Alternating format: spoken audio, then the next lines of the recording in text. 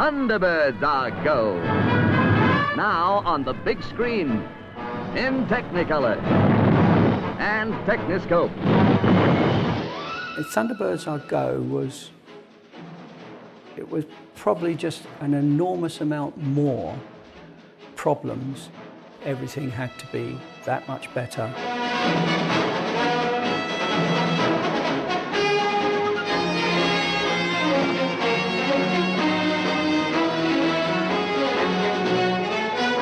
We were going on a big screen. We're blowing up here. The sets had to be immaculate. The props had to be that little bit better.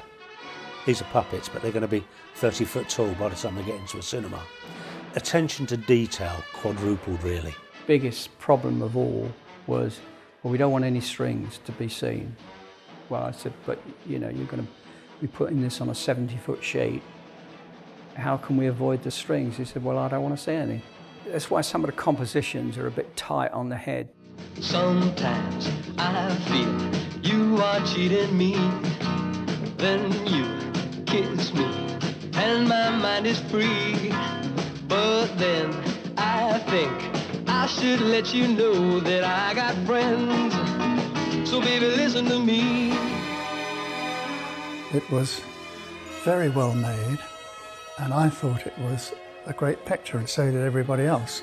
It was a really exciting time. I mean, you have to remember, we'd all come up from Supercar and our own private showing down at Ipswich Road, but now we were at Leicester Square. We'd hit the big time, boys. It was just absolutely magic, really and truly. I was with an executive from the American company that had co-produced it with Lou, and he was swirling his scotch around in a glass and thinking, and he said, you know, Gerry, I can't make up my mind whether this is going to take as much money as Bond or more. It was a glamorous time for such a small company. Why, it was such a glittering affair, wasn't it, Parker? I don't remember much about it, my lady.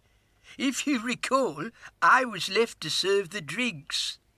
And the film was an amazing success, wasn't it, Parker? Mind the gap, my lady, when you step into the car. Thank you, Parker. We don't want to fall back to earth, do we? Mind the gap, Alan. Mind the gap, Alan.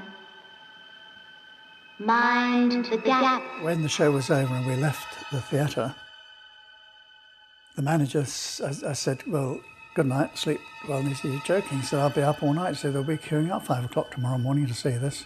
Well, they didn't queue up. In fact, the theatres were empty. I don't think it got a very good reception at all. I think the reviews were stilted. They weren't kind, as critics aren't. And obviously, it hurt. And the only thing that we could think was at that time, the audience was not used to seeing a feature film version of a television show.